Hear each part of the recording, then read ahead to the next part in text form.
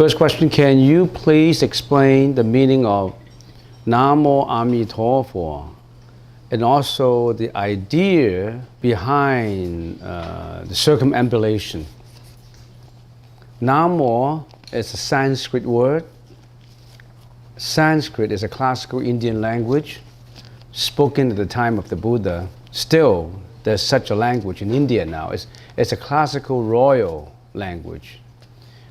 They're still teaching it in India. Some people still speak Sanskrit in India. Namo means to take refuge under, to pay the highest homage to, the most venerable, the most respectful. You pay the highest respect, so that is Namo. Namo means pay the highest respect. It also means taking protection under. You're seeking protection under Namo. It's a very humble word. If you are greeting any Indian fellows, your colleagues or friends, if you say Namaste, Namaste. Namaste is a greeting word in India. It also developed into the word, a common household word of greeting is Namaste. So whenever you see some India people from India, if you say Namaste, they would at the same time put the palms together and say Namaste. It's just like if you go to Thailand. Thai people are especially very polite in their language. And they always say, Sawadee krab, Sawadee ka, Sawadee, Sawadee krab.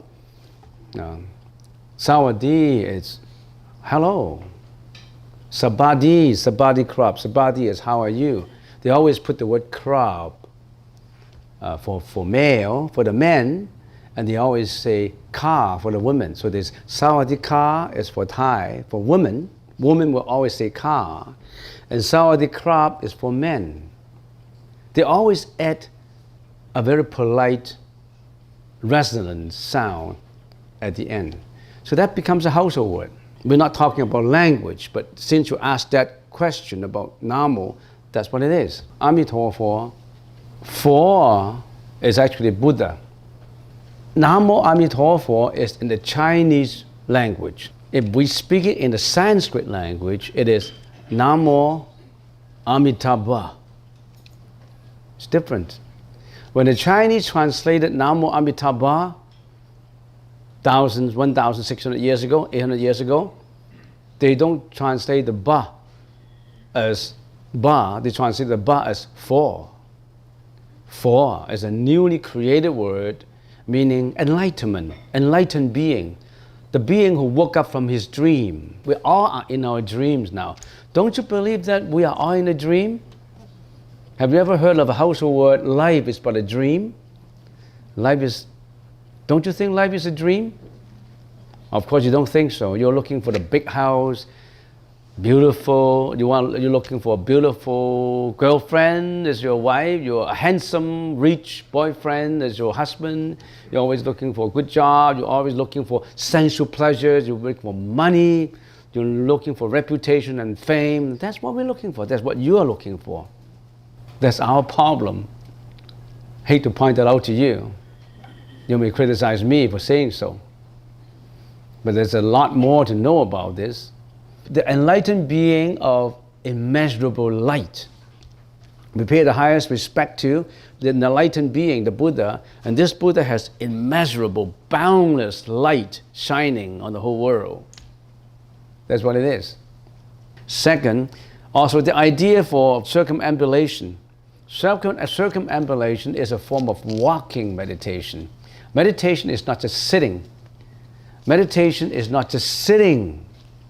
Meditation is walking, reclining. Every moment is meditation. Not just walking, not just sitting, not just lying, reclining. Every moment, every thought should be a meditation. But what are we doing now? Every thought is not what it should be in meditation. Every thought is what? Greediness, hatred, jealousy, depression, you name it. That's every thought that we have. Not thought of purity, not thought of meditation, not thought of samadhi, vipassana. Every thought is tainted. Every thought is polluted. That's what we are. That's why we reincarnate. I've come across another question is, why do I have to walk in a circle? Why not in a rectangle? A rectangle is easier to remember. I'm not going to answer that because it takes too long. Next question. An interesting experience I had during meditation class, my mind ran wildly like an unleashed horse. Do you mean that you're thinking about your mind wanders in everywhere? Your mind is thinking of something else? Your mind is thinking of many, many, many other things. You cannot stop, right? That's what you mean? Well, that means your mind hasn't been stopping. Your mind has been thinking of many other things. Then you already are not within our instructions.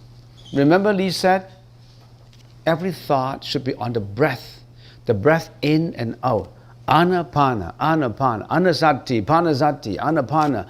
Every thought should not be like a galloping animal. Every thought should stay in here. And you are not. So you're not doing it right. You're not doing it right. You've done it wrong. Second, later on my body starts to move along with my breathing. Well, that is the chi in you that gets working. It's a kind of moving energy that drives on the fluidity, that drives on the oscillation of your body movement. What pushes your breath? What pushes your blood? What pushes your liquid that goes around? There's a chi inside that pushes it, a latent chi inside that pushes it. The chi requires a lot of strength to push it. You'll notice it. When you are at ease and in quietude, you'll notice it more. It's just like when you listen to so many things, you don't know where to lend your ears to. There's so many distractions. When you do not have any distractions and you sit down, you start to notice, oh, John is speaking, Jeanette is speaking. You notice more when you're in quietude. You notice the moving when you're in meditation because you calm down, because you're more sensitive.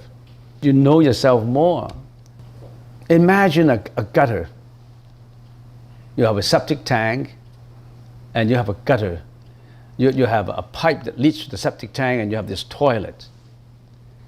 And you continuously put dirt inside a toilet and you don't clean up your septic tank. You don't clean up your gutter. And it's a long gutter. It goes all the way to the field. You don't clear it. And now you're sitting on it and you flush the toilet, the pipe starts to move because it got clogged up in there. That's the phenomena that we have. You got clogged up in your movement. You don't realize it until you know about it. Poor guy. I try to focus, but my mind won't cooperate. How you do this?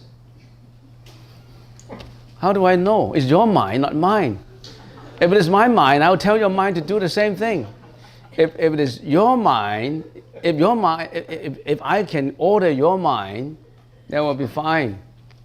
But I cannot. It's your mind. How do I know? Because your mind don't cooperate. If you yourself cannot tell your own mind to cooperate, you mean I can tell your mind to cooperate? No way. You have to learn how to cooperate with your own mind. Poor. You only started now. It's not too late. It's never too late to mend. You don't waste any more time.